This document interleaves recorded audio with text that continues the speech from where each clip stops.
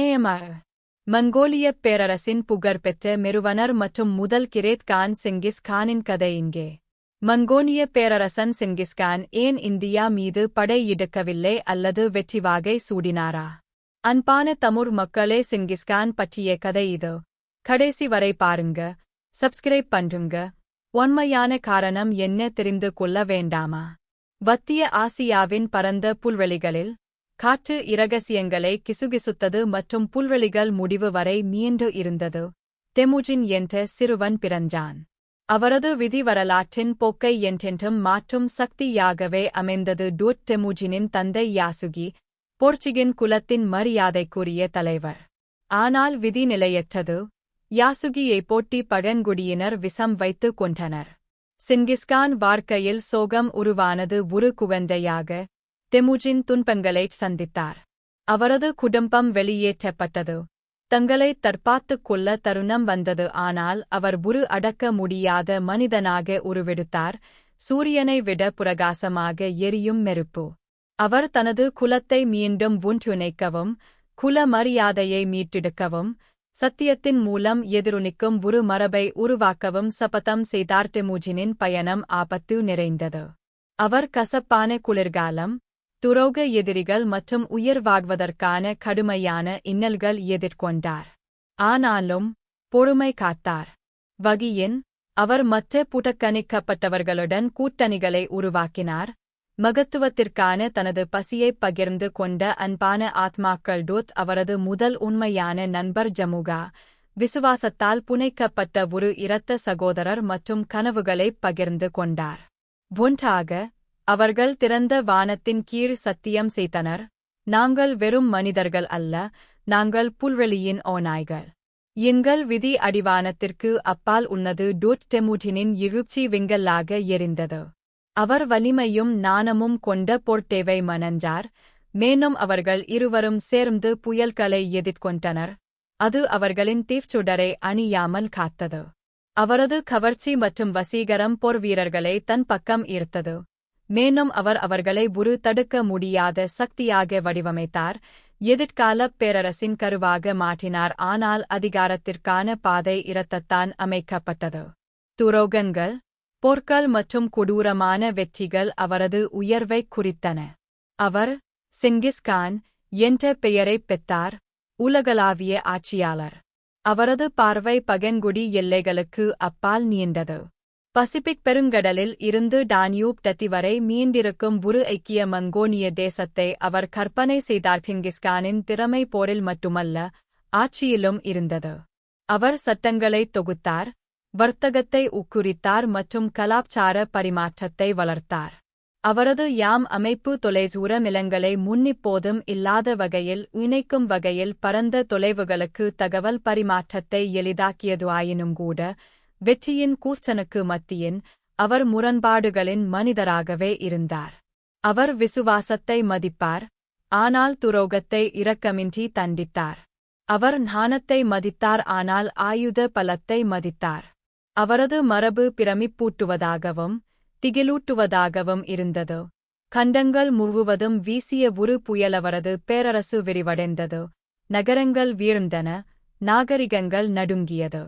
ஆனால் அவர் வெற்றி பெற்றாலும் அவர் அழிவைத் தேடினார்.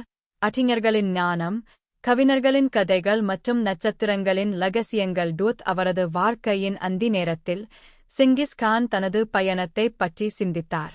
அவர் ஒரு சாம்ராஜ்யத்தை உருவாக்கினார், ஆனால் விரன்களில் மணல் நழுவுவது போல பேரரசுகள் முறுங்கியது அவருக்குத் தெரியும். அவரது இறுதி வார்த்தைகள் யுகங்கள் முழுவதும் எதிரொலித்தன, நான் கடவுளின் சாயன். நீங்கள் பெரிய பாவங்களைச் செய்யாமல் இருந்திருந்தான், கடவுள் என்னைப் போன்ற ஒரு தண்டனையை உங்களுக்கு அனுப்பியிருக்க மாட்டார் என்றார். போர்ச்சுகின் குலத்தின் முற்றத்தில் உளம் தெமுஜின் பெரியவர்களின் கதைகளைக் கேட்டார், போர்வீரர்களின் கதைகள், இரத்தக் கதைகளின் புராணக் கதைகள் மற்றும் அவரது பெயருடன் புட்டிக் கொண்டிருக்கும் கிசுகிசுப்பான தீர்க்கதரிசனம். அவரது தந்தை இயேசுகே ஒரு தலைவராயிருந்தார், ஆனால் விதி ஒரு கொடூரமான செயலை செய்திருந்தது. போட்டி பழங்குடியினரான் விஷம் பெற்ற இயேசுகே உடைந்த மரபை விட்டுச் சென்றார். தெமுஜினின் கண்கள் விதியின் நெருப்பை பிடித்தன. அவரது தாயார் ஹூயலன், அவருக்கு உயிர் வாழ்வதற்கான வழிகளைக் கற்றுக் கொடுத்தார்: வில்லின் கலை, குதிரையின் தாளத்தின் தாளம் மற்றும் காற்றின் மூகி. அவர் போர்ச்சுகனை மீண்டும் ஒன்றிணைக்க வேண்டும், அடிவானத்திற்கு அப்பால் விரிவடையும் ஒரு பேரரசை உருவாக்க வேண்டும் என்று கனவு கண்டார். வனாந்தரத்தில் தேமுஜின் ஜமுகாவை சந்தித்தார், பல்லிரவு வானத்தைப் போன்ற கண்களைக் கொண்ட ஒரு சிறுவன். அவர்கள் இரத்தத்தை விட அதிகமாகப் பகிர்ந்து கொண்டனர். அவர்கள் கனவுகளைப் பகிர்ந்து கொண்டனர். திறந்த வானத்தின் கீழ் அவர்கள் சத்தியம் செய்தனர்: நாங்கள் புல்வெளியின் ஓநாய்கள். எங்கள் விதி பகன்குடி எல்லைகளுக்கு அப்பாற்பட்டது. ஒன்றாக அவர்கள் சவாரி செய்தனர். அவர்களின் சிரிப்பு புல்வெளிகளில் எதிரொலித்தது. அவர்கள் கசப்பான குளிர்காலம், துரோக எதிரிகள் மற்றும் உயிர் வாழ்வதற்கான கடுமையான வான்மைகளை எதிர்கொண்டனர். ஆயினும் கூட அவர்களின் புனைப்பு வலுவடைந்தது. துன்பத்தின் பிற்பகுதியில் உருவான சகோதரத்துவம். வருடங்கள் செல்லச் செல்ல தெமுஜின் செங்கிஸ் கான் ஆனார் உலகளாவிய ஆட்சியாளர். அவரது கவர்ச்சியானது அந்த பூச்சிகளைப் போல வீரர்களை மெருப்பிற்கு இழுத்தது. அவர் அவர்களை ஒரு தவிர்க்க முடியாத சக்தியாக வடிவமைத்தார். எதிர்கால பேரரசின் கரு போர்ட்டே, வலிமை மிக்க உறுப்பு. அவன் பக்கத்தில் மின்தால், அவளது காதல் புயலில் ஒரு கலங்கரை விளக்கமாக இருந்தது. செங்கிஸ்கானின் மேதை போரில் மட்டுமல்ல, ஆட்சியிலும் இருந்தது. அவர் சட்டங்களை தொகுத்தார், வர்த்தகத்தை ஊக்குவித்தார் மற்றும் கலாச்சார பரிமாற்றத்தை வளர்த்தார். அவரது அமைப்பு தொலைதூர நிலங்களை முன்னிப்போதும் இல்லாத வகையில் இணைக்கும் வகையில் பரந்த தொலைவுகளுக்கு தகவல் பரிமாற்றத்தை எளிதாக்கியது. சரி, இந்தியாவை தோற்கடிக்க செங்கிஸ்கான் ஏன் கவனம் செலுத்தவில்லை? இந்தியாவின் மீது படையெடுப்பதில்லை என்ற செங்கிஸ் கானின் முடிவு பல காரணிகளால் தாக்கத்தை ஏற்படுத்தியது. சீன துரோகம் செங்கிஸ் கானின் முக்கிய குறிக்கோள்களில் ஒன்று வடக்கு சீனாவில் ஷின் வம்சத்தை கைப்பற்றுவதாகும்.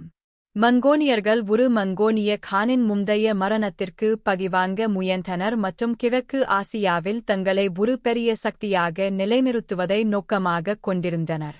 சீனா மீதான இந்த கவனம் அவர்களின் கவனத்தை இந்தியாவில் இருந்து திசை திருப்பியது.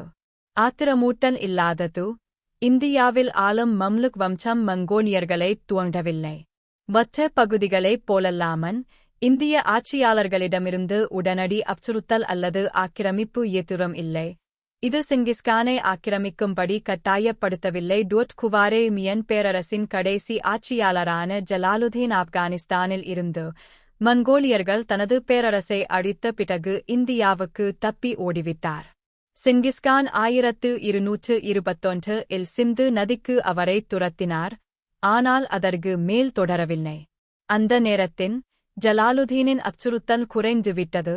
மேலும் மோதலை அதிகரிக்க வேண்டாம் என்று செங்கிஸ்கான் முடிவு செய்தார். சுருக்கமாக, செல்வம் மற்றும் அதிகாரத்தான் மட்டுமே உந்தப்படாமல் இந்தியா மீது படையெடுப்பதில்லை என்ற செங்கிஸ் கானின் முடிவில் முக்கிய கருத்தாய்வுகள் மற்றும் சாத்தியமான கலாச்சார தொடர்பு ஆகியவை ஒரு பங்கைக் கொண்டிருந்தன.